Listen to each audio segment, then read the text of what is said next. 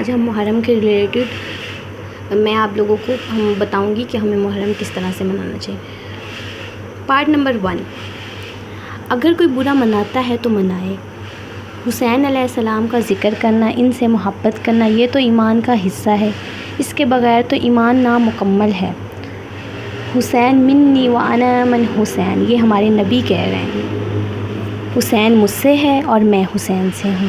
حسن و حسین علیہ السلام جنتی نوجوانوں کے سردار ہیں، اسی طرح ان کے والد مولا علی علیہ السلام ان سے بھی بہترین مقام پر ہیں۔ اس طرح کی درجنوں حدیثیں، مجھے سمجھ نہیں آتی کہ یہ حدیثیں آپ لوگوں کو کیوں نظر نہیں آتی۔ خدا را ان حدیثوں کا مطالعہ کریں اور اہل بیت کی شان کو سمجھیں۔ پارٹ نمبر 2، پھر کچھ لوگ کہہ رہے ہوتے کہ ہم نہیں پہن سکتے کالا لباس، کالا لباس تو جہنمیوں کا لباس ہے۔ خدا را کس نے کہہ دیا کہ کالا لباس جہنمیوں کا لباس ہے؟ ہمارے نبی پاک صلی اللہ علیہ وآلہ وسلم کی پگڑی کا رنگ کالا، ان کی چادر کا رنگ کالا، ان کے جوبے کا رنگ کالا، جھنڈے کا رنگ کالا، اور سب سے بڑی بات خانہ کعبہ کے غلاف کا رنگ کالا، اور سب سے مشہور حدیث خراسین سے کالے رنگ کے جھنڈے آتے ہوئے دیکھو تو ان میں شامل ہو جاؤ، کالے رنگ کے جھنڈے۔ تو اب بھی آپ یہی کہیں گے کہ کالا لباس تو جہنمیوں کا لباس ہے۔ خدا را کالا رنگ ہمارے نبی پاک صلی اللہ علیہ وآلہ وسلم کو بہت پسند ہے، بولنے سے پہلے تھوڑا سوچ لیا کریں۔ پارٹ نمبر 3، پھر ہم کہتے ہیں کیوں نہ بات کریں۔ ہم سمجھتے ہیں کہ محرم میں اہل بیت پر واقع کربلا پر بات کرنا صرف شیعوں کا کام ہے، ہمارا تو کوئی اس سے لینا دینا ہی نہیں ہے۔ یہی وجہ ہے کہ ہمارے پاس اہل بیت سے متعلق جنگ صفین، جمل، نہروان سے متعلق کوئی نالج نہیں، اور جب کہ شیعہ کے یہاں بچے بچے کو ان سب کا پتہ ہے۔ خدا را اپنے گھروں میں ایٹ لیسٹ محرم میں اہل بیت کو واقع کربلا کو ضرور ڈسکس کریں۔ پارٹ نمبر 4، کس نے کہہ دیا کہ غم حسین منانا جائز نہیں؟ غم حسین تو خود رسول صلی اللہ علیہ وآلہ وسلم سے ثابت ہے، نہیں یقین تو مسترد احمد کھول کر دیکھ لیں۔ علی ابن بن طالب کہتے ہیں کہ میں حضور کے پاس حاضر ہوا تو آپ صلی اللہ علیہ وآلہ وسلم حسین علیہ السلام کو گود میں اٹھا کر بیٹھے تھے اور زار و قطار رو رہے تھے۔ میں نے کہا یا رسول اللہ، میرے ماں باپ آپ پر قربان، یہ آپ کی حالت کس نے کی؟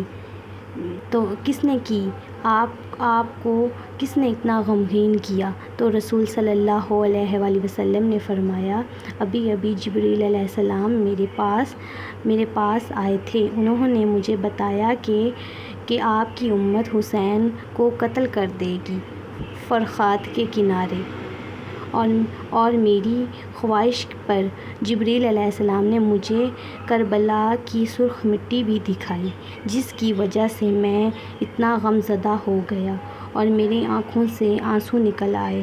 تو رسول صلی اللہ علیہ وآلہ وسلم نے خود واقع کربلا ہونے سے پہلے غم حسین منایا۔ ہاں، غم حسین منانا اور سوگ حسین میں بہت فرق ہے۔ ہمیں غم حسین منانا ہے، ہمیں حق پر بات کرنی ہے، اسلام کو بلند کرنا ہے۔